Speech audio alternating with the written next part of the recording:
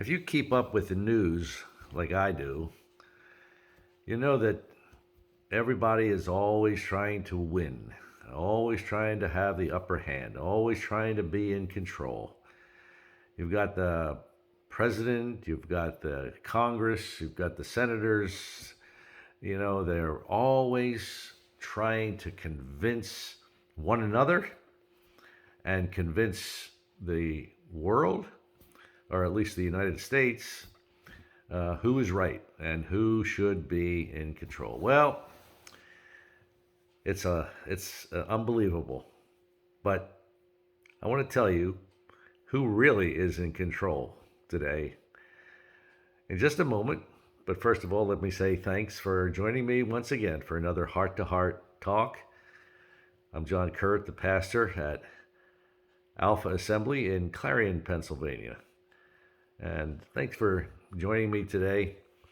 And I feel like this message will really help us to keep the proper focus, keep things in view, and keep balanced and keep peace within our hearts. So let's get to it.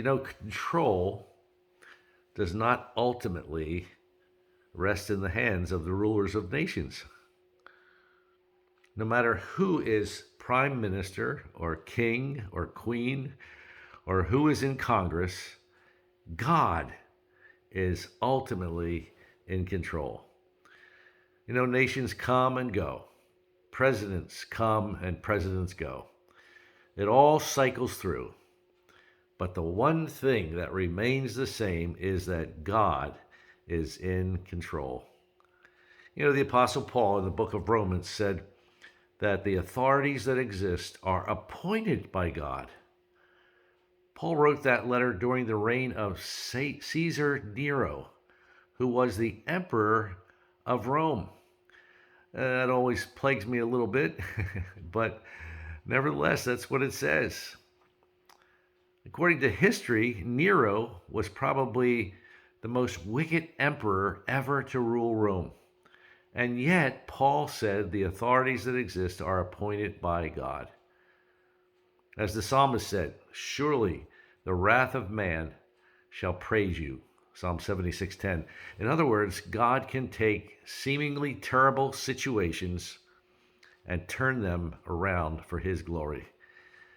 And that is somewhat beyond us.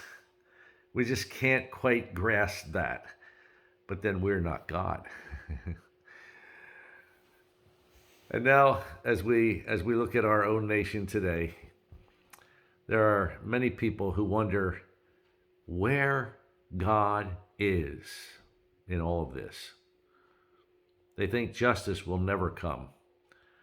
But be sure of this, the Bible says, will not the judge of all the earth do right? Always remember that God is in control and justice and righteousness will prevail in the end. And that not only goes for the big picture in the world and the nations, but for our individual lives. I want you to remember this today, that God is in control in your life. And even though God is over this vast universe and over the nations of this world, you know what? He's over our lives as well. And he's in control. And if we will just turn our lives over to him, we will find peace. We will find exactly what we're looking for. And just remember that today. Just remember that God is in control. All things will work together for good to them that love God and are called according to his purposes. And he will not fail us. And just as he is over everything, he is personal. He cares about you. He cares about each and every one of us. He says, Jesus said, the very hairs of our head are numbered. And he will do right by us if we follow him consistently and trust him. Just remember that great verse from Proverbs chapter 3. Trust in the Lord with all your might. Lean not to your own understanding. In all your ways acknowledge him, and he will direct your path. Well, those are great words to end this week, this second week of the new year, 2023. And I hope that they will be words that will last, that you'll continue to think about and remember, because God really is in control of your life as well as what is going on in our country and around the world. And Christ will come again, I believe, soon, and peace will reign. So God bless you today. And again, thank you for joining me. I'm John Kuert, the pastor at Alpha Assembly, and we always welcome you to come on our weekend service at 499 Grandview Extension in Clarion, Pennsylvania, just a little bit down from the campus of Clarion University. And we invite you to come to the 10:30 morning service. You'll enjoy it. You'll be blessed by it. And we will be blessed by your presence with us.